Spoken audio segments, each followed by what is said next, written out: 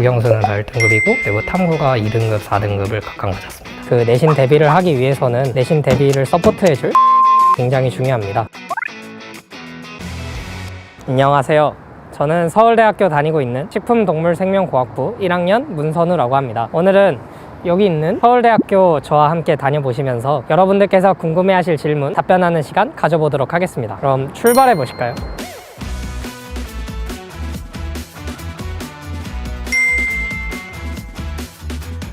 농업생명과학대학의 지금 이 장소 밑에 있는 로비를 굉장히 좋아합니다. 그곳에 여러 의자가 있는데 거기에 앉아 있으면 창밖으로 보이는 정원이 굉장히 예뻐 보입니다. 또한 그곳에는 다양한 의자들이 있는데 자신이 공부를 열심히 하고 싶다 싶으면 책상에 앉아서 열심히 공부를 할 수도 있고, 혹은 자기가 좀 쉬고 싶다 싶으면 편한 의자에 앉아서 잠시 낮잠 한번 잘 수 있는 그런 의자들도 있어서 그런 선택의 재미가 있는 곳인 것 같습니다. 제가 기숙사에 살고 있는데요. 기숙사 앞에는 코인 노래방이 하나 있습니다. 하루 일과가 끝나고 노래방에 가서 노래 한 곡 불러주면 기분이 좋은 것 같습니다. 서울대 특징 중에 하나라고 한다면 서울대 캠퍼스가 매우 커가지고 식당 또한 여러 개가 있습니다. 그 식당들에서 각각 두세 개씩의 메뉴를 팔고 있어서 식사 때마다 어떤 메뉴를 먹을지에 따라 식당을 골라가는 재미가 있는 것 같습니다. 과잠이 꽤 따뜻해서 봄, 가을에 날씨 선선할 때 과잠 하나 입어주면 정말 따뜻한 것 같습니다. 과잠이 색이 예뻐서 즐겨 입기에도 무리 없이 소화 가능한 것 같습니다. 그리고 가끔 과잠을 입고 지하철을 탈 때도 있는데 그럴 때는 다른 사람들의 시선이 조금 부담스러울 때도 있는 것 같습니다.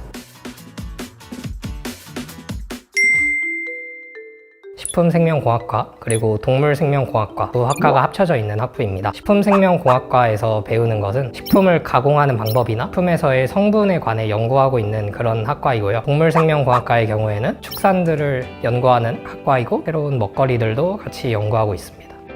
고등학교 내신 같은 경우에는 최종적으로 2.3 등급이었습니다. 수능은 국어부터 말씀을 드리면 국영수는 다 1등급이고 그리고 탐구가 2등급, 4등급을 각각 맞았습니다. 서울대 외에 합격한 학교는 포항공대가 있었고 고려대, 성균관대 총 합쳐서 4곳 있었습니다. 서울대와 포항공대를 많이 고민했었는데요. 서울대만의 여러 가지 메리트가 있는 것 같아서 서울대를 최종적으로 선택하게 되었습니다.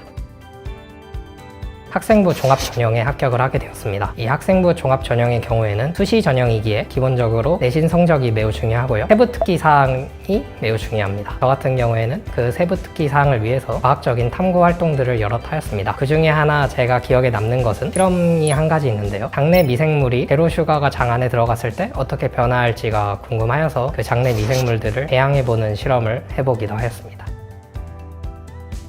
진로 탐구 활동은 크게 자율활동, 진로활동, 그리고 과목과 연관된 활동들로 나뉘게 됩니다. 자율활동이나 진로활동의 경우에는 본인의 진로에 맞게 또는 본인이 원하는 탐구 활동들을 진행하면 되고요. 과목 활동의 경우에는 여러 가지 학교 과목들에서 배웠던 내용들을 토대로 자신이 원하는 탐구 활동을 진행하면 됩니다. 내신은 단순하게 숫자이기 때문에 이 친구의 어떤 개성이나 특성을 제대로 보여주지 못하는 부분이 있는 것 같습니다. 여러 가지 탐구 활동들을 통해서 본인의 개성을 마음껏 보여주신다면 면접관님들도 학생을 더욱 특별하게 여기지 않을까 생각합니다.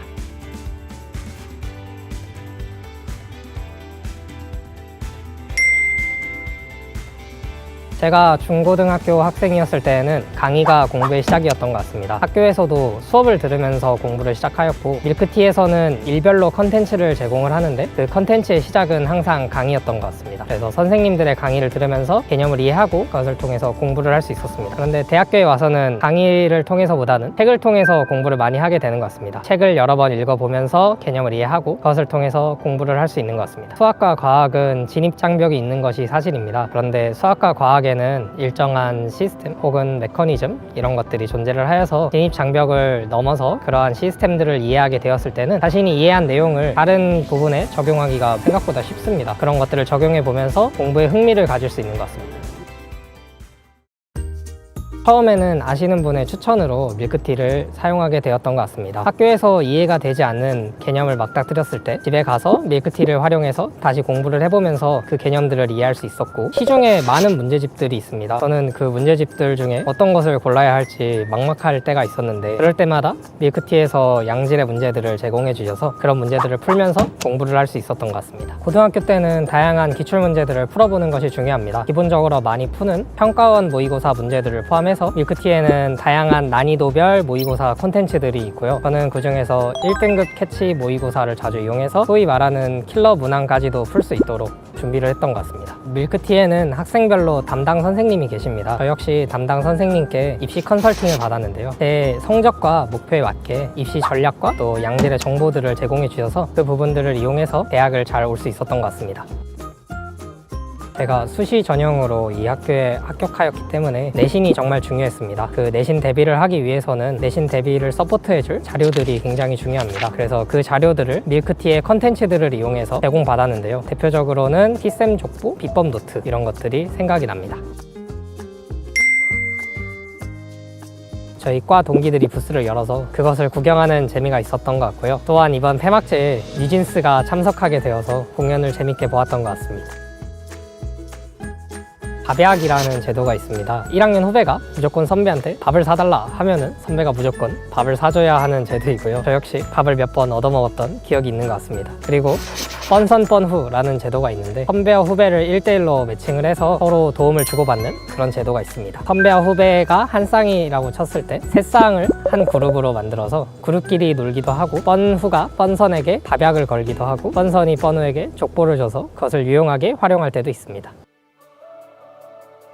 저도 처음에 서울대 왔을 때 내가 이 학교에 올 수 있을까 걱정이 앞서기도 했는데요. 감사하게도 이 학교에 들어와서 여러분들께 서울대를 소개할 수 있어서 정말 기쁜 것 같습니다.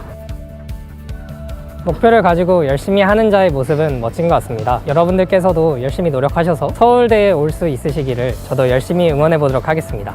화이팅!